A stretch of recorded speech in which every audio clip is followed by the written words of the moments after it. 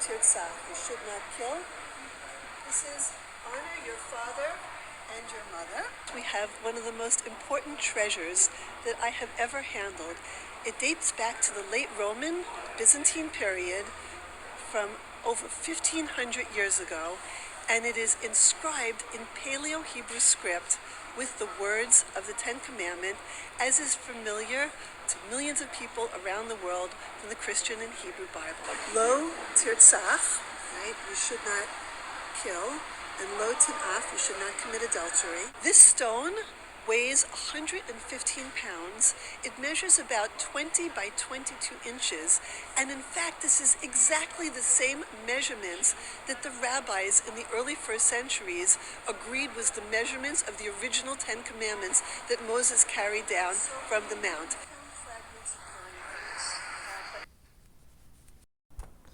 All right, Shalom. This is Howard One by Yasha Allah of the Lions Den Camp, located right here in Jacksonville, Florida. Before I begin, I want to say Kal Halayim, La Yahweh, Ba Hashem Yahushai, Ba Hashem Harakah Kodash, Ma'amah. Double honor to the elder apostles of GMS and the elders. Shalom to you, Akim, Nakbatim, and children that believe in sincerity and truth around the four corners of the earth. Yeah, man, they found some, they're thinking about auctioning. Let me go ahead and read it. All right, so the article reads on BBC, it says, the oldest known Ten Commandments tablets heads to auction. All right, so they auctioning it off. You know, Esau selling the artifacts, making money off of our history.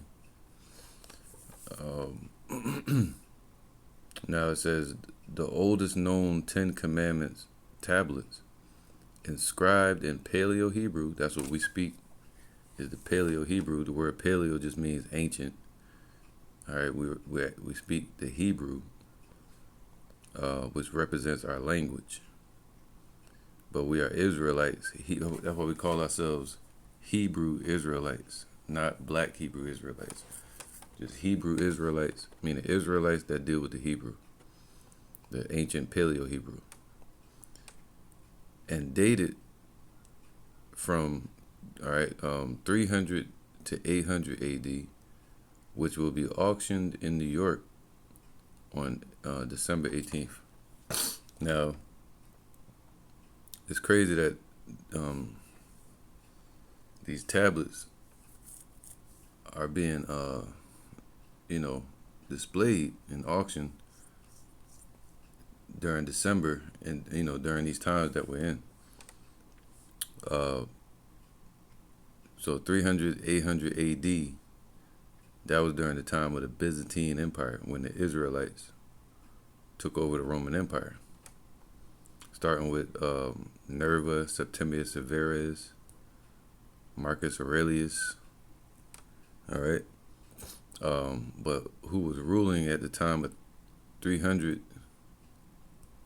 AD was Diocletian, which was, I believe he was an Edomite. All right. And then in 305 or 306 AD, that's when you get Constantine. Constantine started ruling. So that was during that 1,000-year period spoken of in Revelation. Let me get it real quick. All right. Revelations 20:1, it says, and I saw an angel come down from heaven, having the key of the bottomless pit and a great chain in his hand. Now, this is representative of Yahushai, showing that the Most High gave him power to bind up nations and to free nations upon this earth. All right, so in around the times of 198 AD, you had the western leg of the Roman Empire began to be bound up by the Most High. All right, showing that he can do it again. So he bound them up, put them in a low condition of servitude, and not really servitude, but it's a low condition in Europe. All right, called the western leg of the Roman Empire. It was brought down by Jakes and also by Edomite, what's it called, Vikings. All right. So the Most High brought them down. Esau put them into the pit in Europe after Septimius Severus. All right. And the word Septimius means 7, and Severus means to cut off. So this was prophetic. All right. And they bound them up really from the 2nd century AD, from 198, then 2nd century, then you had Nerva, and so on and so on, all the way up until the 12th century, going into the 14th century. All right, because once you understand the fall of Rome, there was a beginning and an end of it. The beginning of it started right before Septimius Severus, and it ended 476 AD. Then 1,000 years later, you get the 12th century. That's where the Ottoman Turks came up against Constantinople and took it back. And that process goes into the Renaissance, the rebirth of the western leg of the Roman Empire, leading all the way up until the 1400s. That's when you get Spain and Columbus, right? 1400s, the beginning of the system of racism and slavery. So for 1,000 years they were bound up, all right, until their rebirth in the 1400s. And he laid hold on the dragon, all right, the Roman Empire, that old serpent, which is the devil and Satan, and bound him 1,000 years, and cast him into the bottomless pit into Europe, and shut him up, and set a seal upon him, that he should deceive the nations no more. All right, and then deceiving the nations, trying to make the nations think that they're God-fearing people, that they're God's chosen people. That's where you get Cesare Borgia. All right. Now it says here that they should deceive the nations no more until the 1,000 years should be fulfilled. And after that, he must be loosed a little season. And that's why we see these devils loosed on the earth, off the chain, even to this day. Just that little season. 1,000 years is a day to the Lord. This is a little season. All right. So let's get that. Because you got these Khazars, like that woman that was that I played in the beginning of the video. She's a Khazar. One of the people descendant of the people that stole our land, Esau. They get all the funding and jobs and taxes from America, from our servitude. They get a certain allowance, just being who they are, as a federation, as they call themselves. They get all kind of jobs of study, like they'll go study a damn rock in the ground and get paid hundreds of thousands of dollars to go look at it. Just like this woman, she gets paid to go and study ancient articles and books and tablets. But our people over here, they struggle to get a job at KFC. That's how you know. We under the curses, man. All right. Jeremiah 16 and 19. No, let's go to 18. And first I will recompense their iniquity and their sin double, because they had defiled my land. They have filled mine inheritance with carcasses of their detestable and abominable things. That's what Esau did. They defiled our land, and they find artifacts and they sell them, or they hide them and keep them like the Rothschilds. O Yahweh, my strength and my fortress, and my refuge in the day of affliction, the Gentiles, the nations, shall come unto thee from the ends of the earth, Esau, and these other nations, and shall say, surely our fathers have inherited lies, vanity, and things wherein there is no profit, man. All right, so they inherited what? Lies, thinking that they're the true Jews, thinking that they're God's chosen people. All right, so they read the Paleo Hebrew and translate it into their gibberish, which they call, Uish language, right? So let's get back to the article. It says the oldest known Ten Commandment tablet inscribed in Paleo Hebrew and dated from 300 to 800 AD will be auctioned in New York on December 18th, unearthed in the Middle East, because that's where we're from, what they call the East. In 1913, during railroad excavations. Now, 1913 is important as well, because in 1913 is when the dollar was recognized as the currency for America. Also, when the Federal Reserve was established in America. And also in 1915 is when the IRS got established. So it's a lot that happened in 1913. All right. It was once used as a paving stone before its historical significance was recognized. So they didn't even care about our commandments. You know, Esau don't really care about our history, and they used it as a pavement stone to walk on. Look, right, Psalms 50 and 16.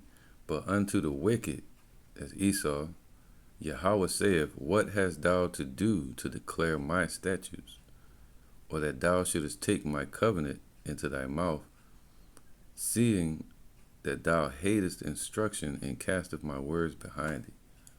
All right, so they Esau don't keep the laws of the Most High, man. They created their own book called the Talmud, which is Babylonian. You know, this devil here. Look at that shirt. It look like that Baphomet setup, like a goat. They just can't shake it, man. It's all in their spirit and their vibration. But she's a heathen as well. And what they call that? That got that privilege to go in there and look at this right here, man. This is special. That language. This language is from the heavens. This is what they speak in the heavens. When Yahushua spoke to Paul, he said he spoke to him in the Hebrew tongue. It's talking about this language right here. This is the heavenly language. But we speak today English. What those Khazars speak, Jewish, pertaining to, which is a gumbo of Slavic and German language. It's not even a pure language. It's a mixed tongue.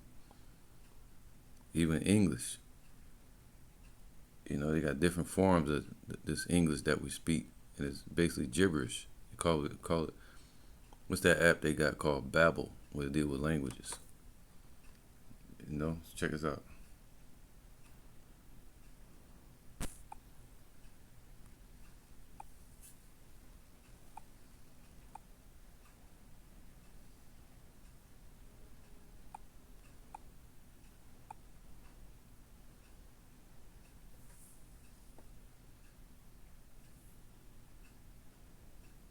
There you go.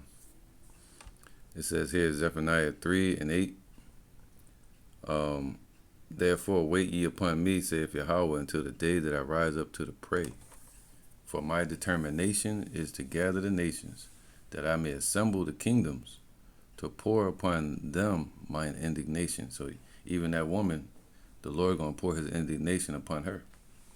Even all my fierce anger for all the earth shall be devoured with the fire of my jealousy. For then will I turn to the people a pure language, that they may all call upon the name of Yahweh to serve him with one consent. Right now, we're not speaking a pure language. She's translating the Paleo Hebrew into Yiddish, which is not pure at all. You know, so that language that's written on that tablet is pure language. It's special. But in the kingdom, the Lord going to return it back to us. We're going to speak it fluently. And in that day, everyone that's born from us shall call on the name of Yahweh. They shall speak fluent Hebrew. You know, let's get that real quick. Let's go to Ecclesiasticus right here. It says, for the same things uttered in Hebrew, in Paleo Hebrew, Lashawan Kodash, the holy tongue, and translated into another tongue. That's what she was doing. She was translating it into Yiddish, which is another tongue. It's German, Slavic, Greek. Have not the same force in them, man. Not only these things, but the law itself, which is the 10 Commandments, is a summary of the 613 laws, all right, or 612. The law itself and the prophets and the rest of the books have no small difference when they are spoken in their own language. For in the 8th and 30th year, okay, Slaki, that was the point, all right, when they're spoken in their own language. Now, all right, this is the 10 Commandments. This is what we read at the Passover and certain other holy days. All right, Lashawan Kodash. The 10 Commandments is a summary of the 613. And we're already dealing with this language. But when they find it, they're like, oh, look, it's an ancient language. Is it the language? Is it not? Causing confusion around the language. Why they still deal with their Yiddish. The 10 Commandments, it says, Ha Aishara Matazawath. All right, so we read this at the Passover. All right, it says, La'ah Yahaya Laka Alahayim Akariam Ayel Panya. Means, no, not have to you gods other before me. La'ah da Aisha Laka Pasal Wa La'ah da Ibadma. No, not make to you graven image and not thou serve them, right? So these are laws that we should be standing by today. But in this society, they don't uphold these laws. They bow and worship and submit to all these graven images. And they put all kind of idols and gods. Because when you go into Baalim, it means idols. Baalim, plural. But then you have gods, which goes into the story of those idols, which is like mythology. So they do graven images and adultery, which goes into idol worship. All right, so now that's why the Lord said this. 1 Timothy 1:8. But we know that the law is good if a man use it lawfully. All right. Knowing this, that the law is not made for a righteous man, but for the lawless and disobedient, for the ungodly and for sinners, for unholy and profane, for murderers of fathers and murderers of mothers, for manslayers, for whoremongers, and so on and so on. Let me just read it. For whoremongers, for them that defile themselves with mankind, sodomites, for men stealers, for liars, for perjured persons, and if there be any other thing that is contrary to sound doctrine, according to the glorious gospel of the blessed power, which was committed to my trust. All right, so the law is good to a man if we use it lawfully, but if you like IUIC being a hypocrite, telling people to keep the law, but they're not keeping it correctly themselves. All right, or these Christian churches, or these Khazars, right? But we know that the law couldn't make us perfect because we would continue to sin. But through Yahweh Hashem Yahweh Shai, we're going to be made perfect. That's when you have what's happening right now. They're merging AI technology with humans. you know. But in the kingdom, the Lord going to merge his laws with his elect. All right. And that's Jeremiah 31 and 31. He's going to put his laws into our inward part. So the law is still going to stand. The law is still in place. It's just the curse of the law. The Lord has given us a grace period from that to get right with him, to be covered before he brings his judgment. All right. So, what happened to us? Jeremiah 17 and 4. And thou, even thyself, shall discontinue from thine heritage that I gave thee. All right. So when the Lord gave us the laws during the time of Moses, 1446 BC, Yahweh set Yahweh Shai up basically as the first scribe to write the laws out for Moses. All right, because Yahweh sent Yahweh Shai down here to meet Moses face to face. And he wrote the laws with the finger of God on the some say a laser beam, on the tablets. Jeremiah 17 and 4. But he said what? We discontinued from that. And that's how we ended up in the condition we're in today. Our people, lawless, dwelling in transgression, sin, iniquity. All right. I will cause thee to serve thine enemies in the land which thou knowest not, and that's America.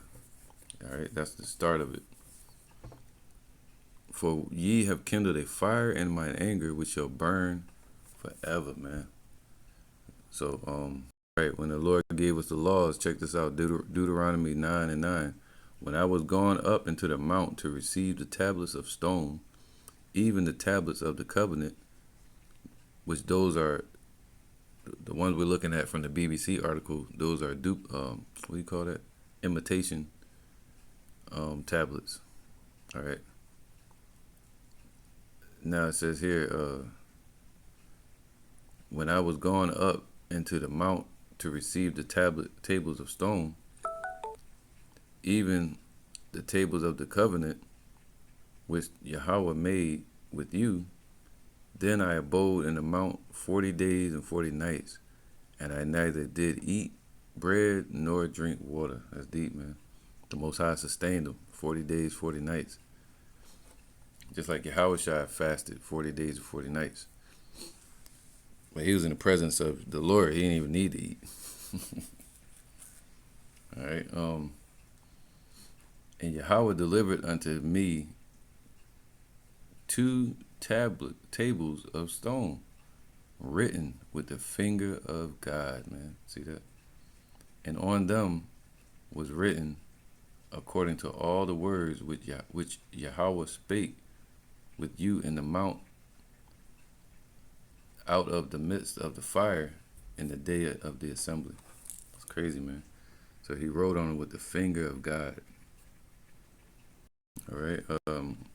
Exodus 32 and 15. And Moses turned and went down from the mount, and the 2 tables of the testimony were in his hand. The tables were written on both their sides, on the one side and on the other were they written.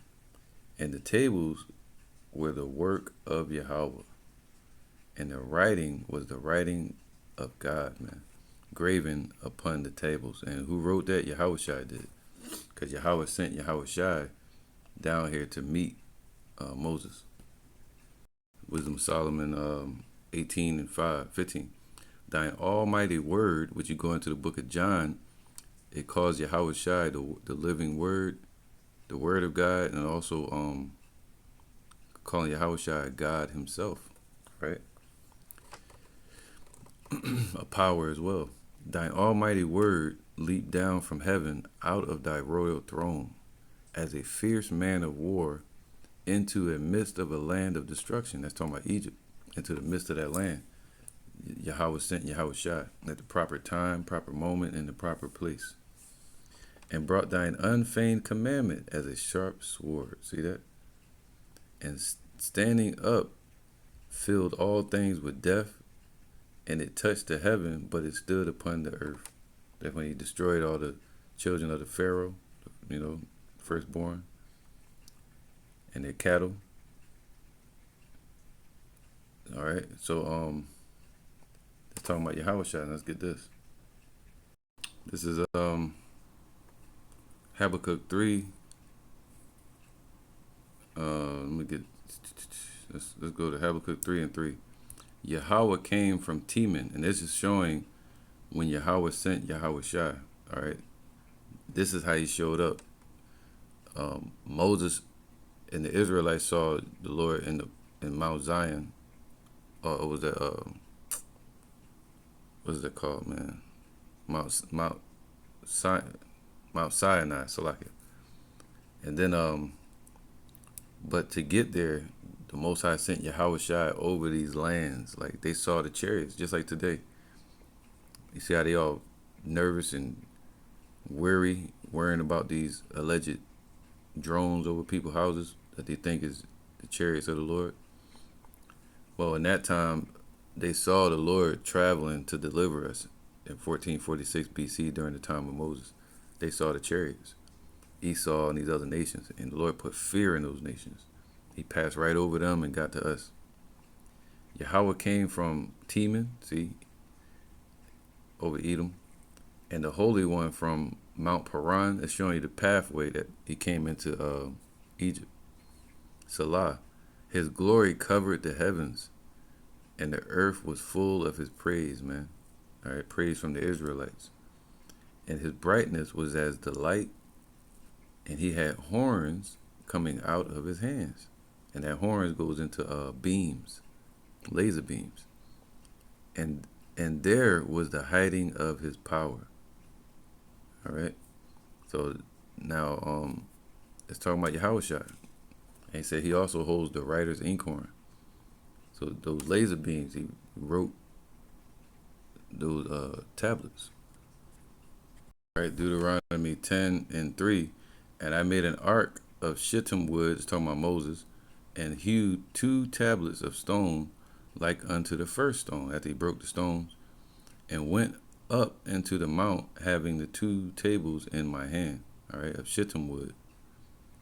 And he wrote on the tablets, who is talking about Yahushua, according to the first writings, the 10 commandments, which Yahweh spake unto you in the mount out of the midst of the fire in the day of the assembly, and Yahweh gave them unto me.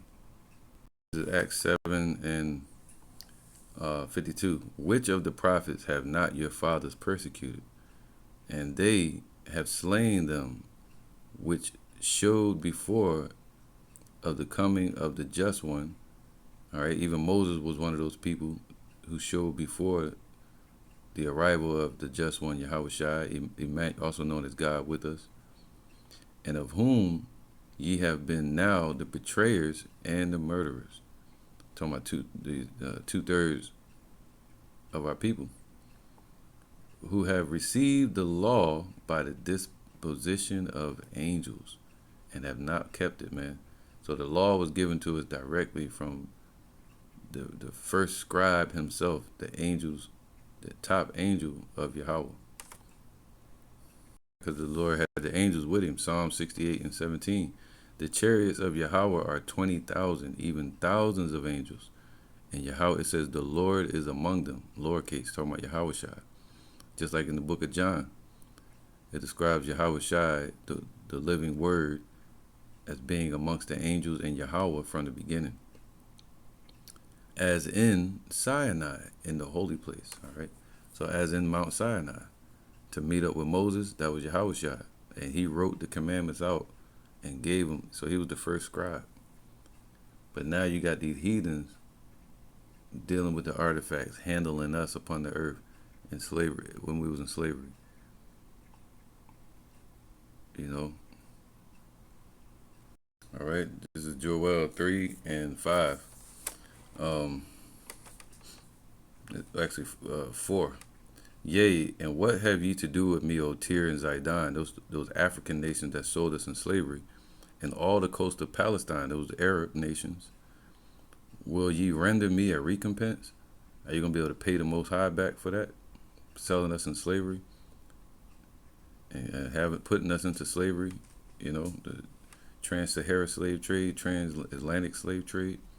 And if ye recompense me swiftly and speedily, will I return your recompense upon your own head. Meaning he's going to say, get that out of here. Because ye have taken my silver and my gold, and have carried it into your temples, my goodly and pleasant things, man. So even to this day, they carried our goodly and pleasant things, our artifacts, our writings, gold from the temple, and they sell it, and they keep it in museums. This is why the Lord told us this, Matthew 6:19, lay up not for yourselves treasures upon earth, where moth, rust doeth corrupt, and where thieves can break through and steal. They can steal the laws. They can steal the people from us and kill off the scribes, right? And hide the truth from us until the Lord shines his light on us, man. They try to block the light, but the light pierces through the clouds. All right. That's right, man. So they've broken through and stolen everything from us, even our identity. But we store our riches in heaven now with Yahweh Shai, the lawgiver, and he's gonna put the laws in our inward part. Jeremiah 31:31. So, all right, lay not up for your. So now it says here, but lay up for yourself treasures in heaven, where neither moth nor rust doeth corrupt, and where thieves do not break through and nor steal, man. All right, so they ain't gonna be able to steal our inheritance. They can't steal it from us anymore. All right, so right here it says la'ah ta'esha laka pasal wa la'ah ta'ibadma. No, not make to you graven image, and not thou serve them. La'ah ta'laquakath sham Yahweh ba shawah. No, not thou make the name of Yahweh in vain. Right, you're not supposed to take his name in vain, meaning treating his name like it's not important, like IUIC and a lot of people do in the world. Zakar ha Yawam ha Shabbath la Kodash wa. Remember the Sabbath day and keep it holy. Kabad Abaka wa Amaka. Honor your father and your mother. La'ah Daratazak, meaning no, not to thou murder, don't murder. La'ah Dana'ap, no, not adultery. La'ah Daganab, no, not thou steal. La'ah Da'aina Shakwar. All right. No, not thou testify falsely. And it's all the laws Esau have been breaking, man. That's why they're unruly, unlawful people. La'ah Tachamad Kal Asherah La Ra'ika. No, not thou covet all which to your neighbor. So don't steal from your neighbor. That's everything Esau has done. All right, so yeah, her and her people, what's her name? Sharon Lieberman Mintz. All right, you can look her up, man. She's a Khazar. You can see it in her face. She's like them Rothschilds, and they go around doing what the hell they want. She's studying into a law that her people will never uphold and keep. It's crazy, man. All right, so you can see some of the writing in there. You can see the Tazah, the Ai, La, right? So this is a historical artifact. And I'm going to read the rest of this article real quick. It says, unearthed in the Middle East in 1913 during railroad excavations, it was once used as a paving stone before its historical significance was recognized. The tablet, featuring a Samaritan directive to worship on Mount Gerizim, is expected to fetch almost $1 to $2 million. See, they're making money off of it. And the directive from a Samaritan. Samaritan is basically in the ancient times it was the Israelites, because Samaria was the capital of the northern tribes, and so it's, dealing with Ephraim as well. But then during the times of Sennacherib, they set up garrisons and put heathens into our area, Assyrians.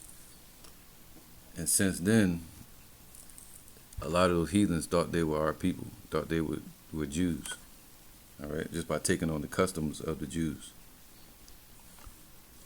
After the Lord sent lions on them. So when you get up to the time of John Hyrcanus, really around 115 or so BC, John Hyrcanus destroyed Samaria because he knew a lot of those people up in there were imposters. But a lot of those heathens, that were intermingled with our people, they still worshipped in Samaria. It was a debate whether to worship in Mount Ebal or Mount Gerizim, all right? Going all the way back to the times of Joshua. And so it was always a debate where to worship at, Gerizim or in Ebal, all right? Because it was split. And the Most High said, bless both the mountains. Out of these two mountains was going to come worship towards one God, Yahweh. All right, two nations, the northern kingdom and the southern kingdom of Israel. So it was always a debate, where should they worship at, and which mountain, or set up an altar. But during the times of Yahushua, we got the answer, because Yahushua dealt with the Samaritan woman at the well, and he told her, he rebuked her. He said, yo, basically, y'all not my people. All right. So let's get into this topic a little bit. All right, I got a few more minutes. John 4 and 3. That's talking about Yahushua and the Samaritan woman. And it kind of touches on the topic of the split of Mount Gerizim or Mount Ebal, all right, where the temple, where the altar was put at, in Mount Ebal, all right? And it was always a constant debate of where our people should worship or set up the altar, all right? And Mount Gerizim was mostly secondary until those heathens were there, and then it became disregarded as a place of worship. And the Samaritan woman, who was mostly a descendant of one of these heathens that lived in our land, Yahushua knew that about her. And he said, nah, vocab, you can't make it. John 4 and 3. So he left Judea and departed again to get into Galilee. And he must needs go through Samaria, all right? Then cometh he to a city of Samaria, which is called Sychar, near to the parcel of ground that Jacob gave to his son Joseph. All right? Now, this is very important. Now, Jacob's well was there. Yahushua, therefore, being wearied with his journey, sat thus on the well, and it was about the 6th hour. All right, I think the 6th hour, let me see. All right, so looking at the days in the scriptures, or the hours, it would be approximately around noon. All right, 12 noon for the 6th hour. The 9th hour would be 9 a.m. So 3 hours later, all right, you get your next hour, shift, which would be the 6th hour. All right. And Yahushua was crucified around the 9th hour in the afternoon. All right, so you had the 6th hour, then you had the 3rd hour, which would be 9 a.m. All right, so just like when the Israelites were speaking in tongues, and the tongues came over their head, the spirit, and they said, "Yo, these people must be drunk," and he was like, "No, it's not even the 3rd hour of the day," meaning it was not in our custom for us to be drinking early in the morning like that, being drunk. Around 9 a.m. 9 a.m. was the time to put up prayers and sacrifice. All right, so the 6th hour of the day, and this is John 4 and 6. All right, so about the 6th hour of the day, so around 12 noon, so it was hot, and Yahushua was thirsty. Now check this out. This is the point I don't want to miss. It said then cometh he to a city of Samaria, which is called Sychar. And if you type in the word Sychar, you get what? Mount Gerizim, once again. All right, in Samaria, Mount Gerizim. So this was the debate over Mount Gerizim or Mount Ebal. And Mount Ebal was where the altar was at.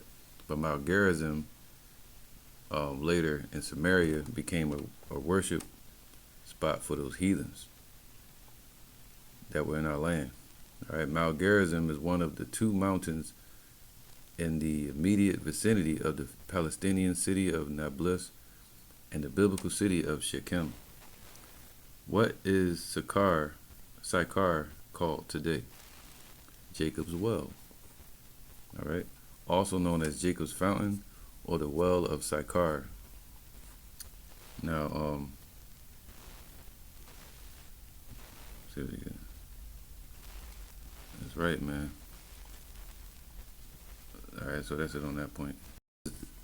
Sychar, by virtue of being nestled between Mount Ebal and Mount Gerizim, was planted in a location of deep biblical significance. All right, so in between those 2 mountains. All right, and this woman was a heathen, thinking she was an Israelite because her people tried to keep the customs of the Jews, and they lived in Mount Gerizim, which is also called Jacob's well. So they're like, yeah, this is it. So I'm not gonna read the whole story, but basically Yahushua didn't bless her. He sent her away because he knew that she was a heathen. All right, John 4 and 20. She said, our fathers worshipped in this mountain. See, she thought her forefathers, because they were worshiping in Mount Gerizim, as we reading from the tablet, they're commissioning someone to go worship in Mount Gerizim from Samaria, and they wrote it in Paleo Hebrew. Our fathers worshipped in this mountain, and yet ye say that in Jerusalem is the place where men ought to worship, right? And not in Mount Gerizim, right? See, that was always the debate between those 2 places.